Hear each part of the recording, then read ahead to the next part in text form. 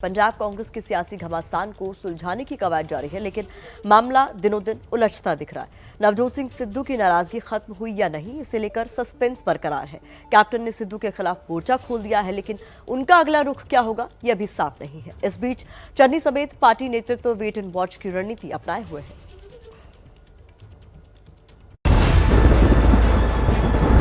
Sidhu is not the right man for Punjab and अगर वो लड़ेगा जहां से भी लड़ेगा मैं उसको नहीं जीतेगा।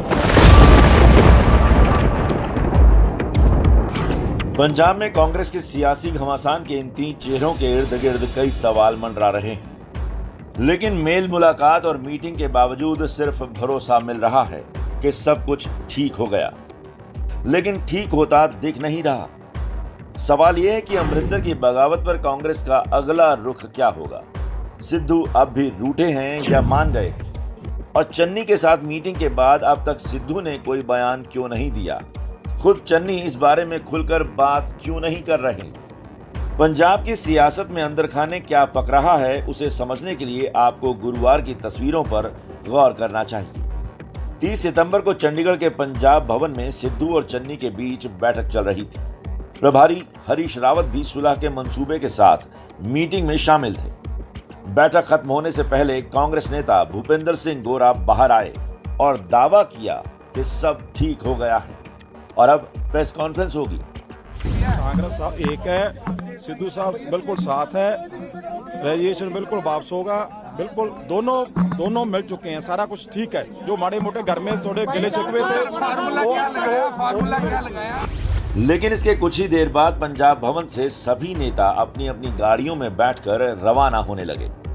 प्रेस कॉन्फ्रेंस के बारे में पूछने पर कहा गया कि ये शुक्रवार को होगी। यहाँ से तमाम नेता निकल गए, नवजोत सिंह सिद्धू निकल गए, आप कह रहे थे कि सारी कांग्रेस एकजुट होगी, कांग्रेस एक है, कल को आपको पता चल जाएगा, सारा कर रहे हैं, पीसी भी करेंगे। आप कह रहे थे कि एक प्रेस कॉन्फ्रेंस वो सारे इकट्ठे बैठ के करेंगे। लेकिन शुक्रवार को भी सिद्धू के साथ हुई बैठक पर कोई बयान सामने नहीं आया। सवाल ये है कि क्या सिद्धू चन्नी की मुलाकात में बात बनते बनते रह गई या कांग्रेस वेट एंड वॉच की रणनीति पर चल रही है? दिल्ली में पीएम से मुलाकात करने के बाद चन्नी से सिद्धू पर सवाल किया गया तो वो बात को टाल गए। सिद्धू का मसला अभी चल रहा है, वो मसला सुलझ गया। यार मुझे एक बात बताओ, कौन सी इंटेलिजेंस है कि आपको मेरे से पहले पता चल गया कि 40 मिनट बात हुई है? क्या पत्रकारिता ऐसी ही होनी चाहिए। वैसे we are proud of you. Press है जो देश की, उस पर सब कुछ डिपेंड करता है। चन्नी नहीं बोले, सिद्धू भी चुप हैं और कांग्रेस नेताओं ने भी जुबान सिली हुई है, लेकिन कैप्टन चुप नहीं है, उनके हमले जारी हैं। Sidhu is not the right man for Punjab and अगर वो लड़ेगा जहां से भी लड़ेगा मैं उसको नहीं जीतेगा।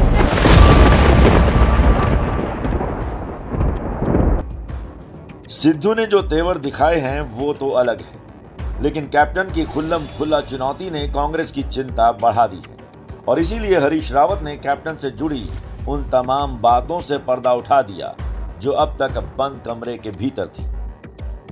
जिस तरीके से एक परसेप्शन बन गया था किसी कैप्टन अकालियों से मिले हुए हैं,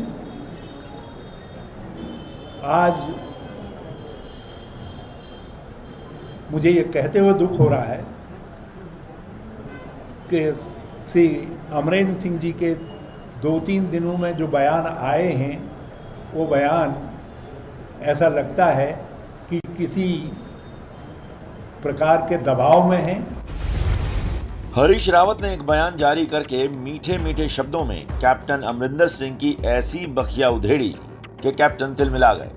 उन्होंने भी रावत के आरोपों पर लिखित पलटवार किया। हरीश रावत ने लिखा, कांग्रेस ने कैप्टन अमरिंदर सिंह को 2 बार मुख्यमंत्री बनाया, 3 बार प्रदेश अध्यक्ष बनाया, उन्हें हमेशा फ्री हैंड दिया गया, क्या ये अपमान है? कैप्टन ने जवाब में कहा, अगर पार्टी मुझे अपमानित करना चाहती थी तो सिद्धू को पब्लिक प्लेटफॉर्म पर मेरी आलोचना करने की इजाजत किसने दी? हरीश रावत ने लिखा, बरगाड़ी, बेअदबी, बिजली, ड्रग्स जैसे मामलों में वो जनता के किए वादे पूरे नहीं कर पाए। अपने जिद्दी स्वभाव की वजह से वो ना अपने विधायकों की सुनते थे, ना मंत्रियों की और ना ही पार्टी हाईकमान की। कैप्टन ने जवाब दिया।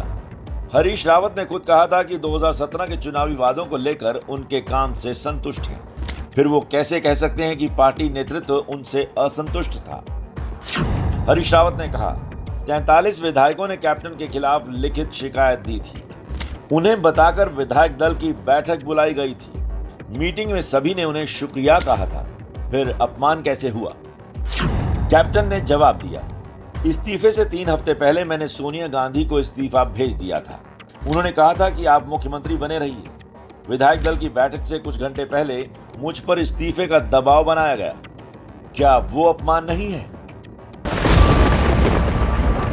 चन्नी चुप है, सिद्धू शांत है और कैप्टन हमलावर है। इन सबको साधने की जिम्मेदारी लिए पंजाब प्रभारी हरीश रावत कांग्रेस को हो रहे नुकसान को कम करने की कवायद में जुटे हैं।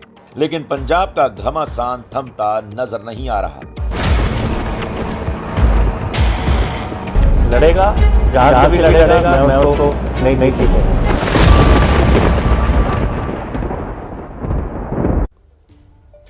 देखिए, पंजाब का ये घमासान कहां तक पहुंचा है, खत्म हुआ है, खत्म होगा या अभी जारी रहेगा, इस पर बात करने के लिए और जानकारी देने के लिए हमारे 2 सहयोगी जुड़ गए हैं। सचिन कुमार हमारे सहयोगी चंडीगढ़ से और दिल्ली से आशीष सिंह।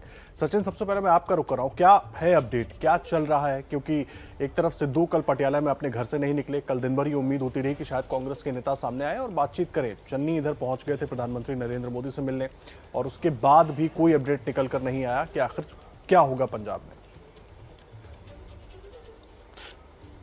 जी, देखिए, नवजोत सिंह सिद्धू ने जिन बातों का जिक्र किया था उनको एड्रेस करने की कोशिश जो है कांग्रेस और ये पंजाब सरकार की तरफ से की जा रही है। इसी कड़ी में पिछले कल जो है एडवोकेट RS बैंस हैं, राजविंदर सिंह बैंस हैं, सीनियर एडवोकेट, उनको जो बरगाड़ी, बेअदबी और पुलिस फायरिंग के जो केसेस हैं, 4 केसेस, उनमें स्पेशल पब्लिक प्रोसिक्यूटर लगाया गया है।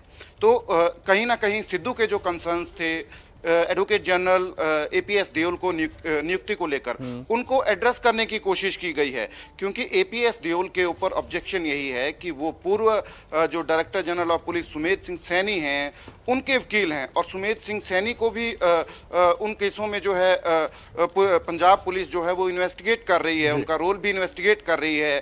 सेक्रेटरीज के खासकर पुलिस फायरिंग के केसेस में, जो 2 पुलिस फायरिंग के केसेस हैं, एक कोटकपूरा में और एक बहबल कला में, जहां पे दो प्रदर्शनकारियों की जो है मौत हो गई थी कथित तौर से पुलिस फायरिंग में। तो कहीं ना कहीं RS बैंस को स्पेशल पब्लिक प्रोसिक्यूटर लगा के नवजोत सिंह सिद्धू का जो कंसर्न था, जो ऑब्जेक्शन थी APS देओल की नियुक्ति को लेकर, उसको एड्रेस करने की कोशिश की गई है। और DG को लेकर, DGP को लेकर तो पंजाब सरकार ने पहले ही नामों की सूची जो है UPSC को भेज दी है और उनमें से जो है पिक करेंगे जो परमानेंट जो director general of police Punjab के होंगे।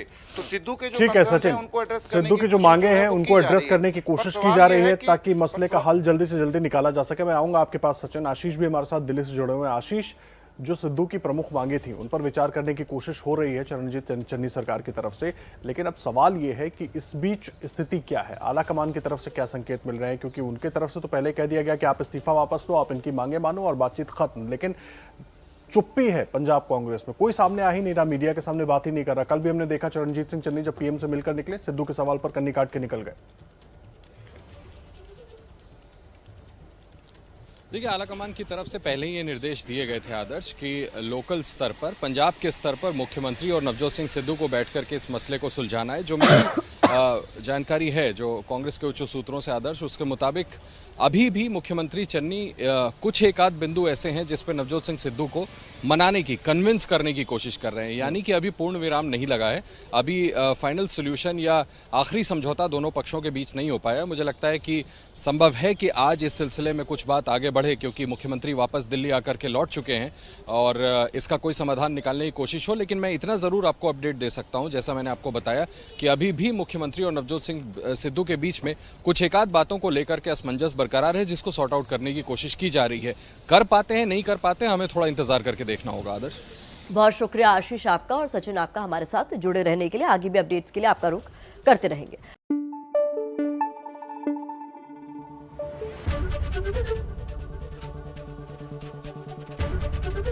ABP न्यूज आपको रखे आगे।